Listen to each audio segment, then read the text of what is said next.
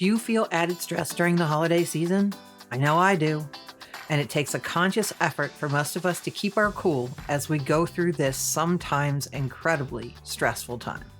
So let's talk about it. Hello, my lovelies. Welcome to the Moving Toward Better podcast. I'm your host, Karen Bemis, and today we're talking about some amazing strategies to get through the holidays so that you can enjoy the holiday season rather than endure it. And truth be told, it's great advice for any time you're going through a stressful time in your life. Before we dive in, I want to make it clear that what I'm about to share are experiences from my own life and what I learned along the way.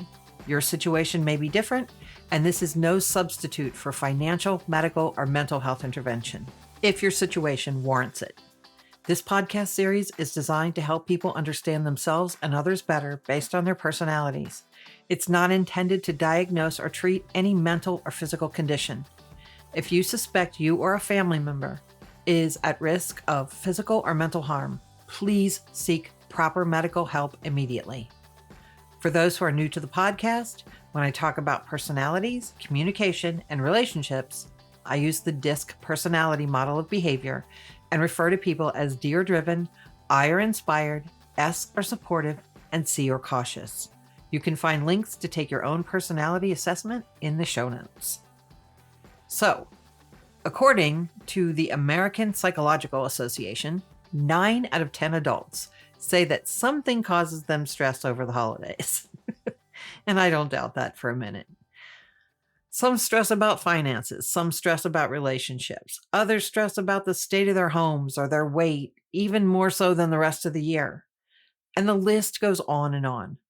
But there are things you can do, apart from yoga and meditation, that can reduce your holiday stress and make the holiday season much more fun and relaxing. So many of us get caught up in trying to do everything and be everything during the holidays that we end up exhausted before we even get started, especially if we've fallen short in previous years. My lovely, it is time to stop that right now and set yourself up for better success this holiday season than you've ever had. This year, we're going to go into the season with a different attitude. If we have financial pressures, family relationship issues, an overload of activities and more, we're going to address them before this season starts so that we don't find ourselves in the middle of a meltdown feeling like it's the same stuff every year, and it would be better if we just skip the holidays altogether. In some ways, I know that what we're going to discuss today is nothing new. Others have talked about some or maybe even most of these tips that I'm going to share, but the secret sauce is how we're going to talk about it. I've always said that I understand things on 3 levels. The first understanding is cerebral. Like we all know we should, oh God, I hate that word, take care of ourselves through the holidays. But with everything going on, how do we do that? Second, I say I get things with my heart. Staying with the self-care, again, a term I don't like, I get that the better I care for myself, the better I can show up for others. So taking care of myself is a gift to me and to them. Again, we know this, but how do we accomplish it? Finally, the concept seems to settle into my full body, my spirit, or my full understanding, if that makes sense. I see how caring for myself is good for me, for those I love, and for the greater good. And that changes everything when it finally settles. If you don't get that, stay with me, and I'll try to explain by showing you how we make it happen. So let's start with hack number 1, which is to set realistic expectations.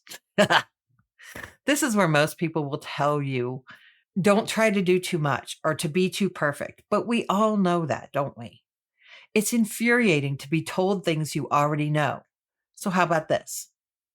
It isn't about you being perfect or not perfect. It's understanding that no holiday is perfect. And if you remember them being perfect when you were a child, it's probably because some adult, just like you, was stressing about making it perfect for you. But what a way to set people up for disappointment and failure. Look, Sometimes the mistakes, and I put that in air quotes, become the best stories in our family repertoire. Let me give you an example. When our children were small, they often each got a DVD for Christmas, and we would have a family movie marathon.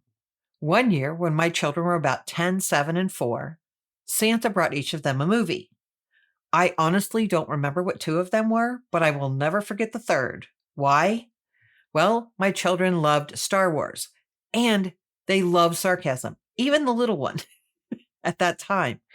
So Santa brought them Spaceballs for a gift, thinking it would be a funny movie for them to all watch together. After all, it was just rated PG. What? For any of you that know the rating system, movies made in this day and age that are rated PG are usually family friendly with some mild language or innuendo. In 1987, when Spaceballs was released, there was no PG 13, and Spaceballs didn't fit the criteria for an R rating, so PG it was. Y'all, we laugh about that faux pas to this day because there is so much language and so much innuendo in this movie that we had to distract our children from it and hide it for a few years. One year in my husband's family, one of the guests burnt the dinner rolls. And whenever something burns, no matter what time of year it is, they blame her in the most loving way. Decades later, she's still an honorary member of the family and laughs along with the rest of the family because she knows it's all in fun. What I'm saying is that living in the moment is often the best plan of action, and laughing at the mistakes sooner rather than later makes for a happier season for all. Next, we have hack number 2, which is to set your priorities, which is different than having realistic expectations, but they do work together. When you decide that your priorities are to stay on budget, keep your plan simple, and give meaningful gifts, you've set a priority that helps you set realistic expectations. To help you do that, my friend Janine Rose of Sweet Humble Home and I have published a Happiest Holidays Planner, which is a guide for a peaceful, happy, and budget-friendly holiday. The link to purchase that on Amazon is in the show notes. Hack number 3 is to make a budget and stick to it. That starts with a gift list, which is included in the Happiest Holidays Planner. And whether you use a Christmas fund, credit card points, or some other method of paying for the holidays, when you set your budget ahead of time and save for the holidays rather than paying for them for months afterward, you lower your stress and ramp up the fun factor in every way possible. Hack number 4 is to get organized. And if you're anything like me, this is the one that might touch a nerve because I always wanted to be organized, but I spent years and years staying up until 2 a.m. wrapping gifts on Christmas Eve, only to have them shredded a few hours later as I watched through bleary, underslept eyes. That's why Janine and I wrote the Happiest Holidays Planner, because being organized is a gift you give to yourself and everyone in your life during the holidays. Please understand that I say that as a parent of an ADHD, now adult child, and as a person with ADHD myself. This planner is a gift to me to help keep me on track without feeling overwhelmed and get through the holiday season feeling so good about what I can accomplish and still take care of myself in the process. Plus, if you get the planner, you can join us in the Happiest Holidays Facebook group where we'll work on our own journeys and help each other where we can. Hack number 5. It's going to surprise some of you, but it's to create a wrapping station. And the earlier you can do that, the better. It can be as simple as a card table set up in your bedroom or something more elaborate in another part of your home. Now, in our house, I set up the wrapping station either at the end of October or the beginning of November in our basement, so I'm not stuck in the middle of December or later having to wrap all the gifts. That also gives me the opportunity to check my supplies early and make sure I have everything I need when it comes time to wrap. I pick a few items to wrap each week, And we also celebrate St. Nick Night, so I work on the stockings too to prevent last minute scrambles. And just in case some of you are wondering, yes, there was a time that all of these things were part of my mental load because my husband worked two jobs while I stayed home and took care of the house and the kiddos. These days, since I work from home and my husband is down to one job, we share in the holiday gift process. And it's definitely more fun with two, at least for me. And because I had years when I didn't even have enough energy to wrap gifts, I'm also a huge proponent of gift bags, which I happen to reuse if I can.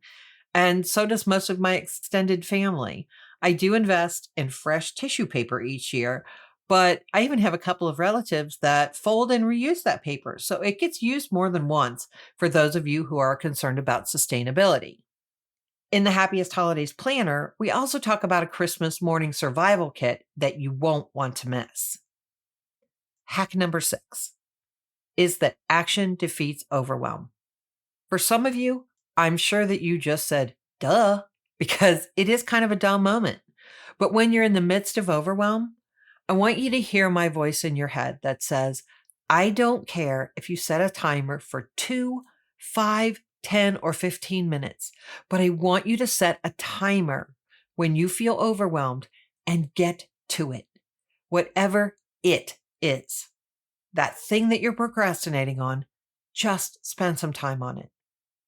Before that, though, take a 2-minute mental health break and do something that brings you peace or joy. Set a time and breathe with your eyes closed, making each breath a little bit longer than the one before. Then grab a glass of water if you haven't had enough hydration and sip. Do that, both of those things, for about 2 minutes. Have a piece of chocolate if that gives you joy. But for 2 minutes, focus on your joy. And when those 2 minutes are up, reset the timer for 15 minutes and do something productive. Look, I'm all about positive procrastination if you can use it to your advantage. There are days when I have a project to do, and no matter what, I can't seem to engage. Those are the days that I'll go clean or declutter for 15 minutes to avoid doing the project. Usually, after I do that for a round or two, I can either play roulette, where I work on the project for 15 minutes and rotate with a house blessing, or I find the focus I need to get enough work done on the project that I feel good about my efforts for the day. In this case, we're merely doing the same thing, but with a holiday flavor.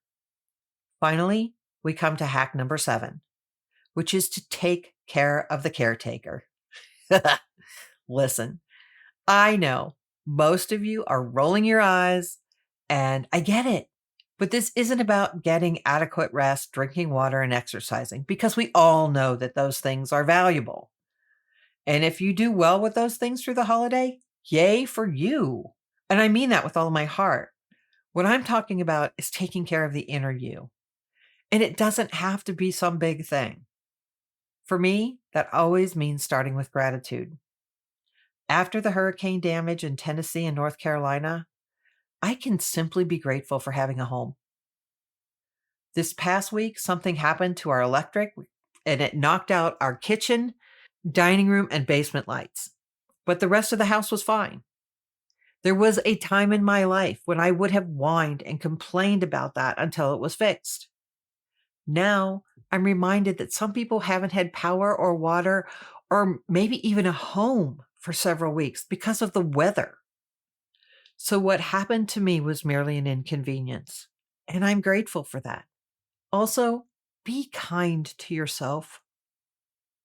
When you look in the mirror, pretend you're looking at someone very dear to you and think about the ways you would talk to them. And then talk to yourself that way too. I'm being serious when I say that so many people are so hard on themselves and it hasn't fixed them. Maybe it's time to start being kind and see where that leads.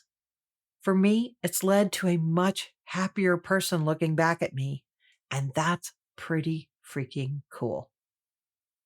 Also, I know this might be difficult to hear and even more difficult to do, but delegate tasks and ask for help when you need it. Don't try to do everything on your own. Whether it's asking a family member to help with cooking or enlisting the help of a friend for a project, don't be afraid to ask for help. One of my favorite stories about that is seeing a rant from a friend of mine about how much she detests wrapping gifts. And another friend of hers, who lives very close to her, said she loves wrapping gifts and would be happy to wrap the gifts for her friend the following year. I don't know if my friend took her up on that offer, but I hope she did so both of them could be happier. So how does that list feel? Doable or out of reach? Let me recap all 7 hacks very quickly. Number 1, change your expectations so you can expect less and enjoy more. 2, set your priorities so you can get through the holidays peacefully.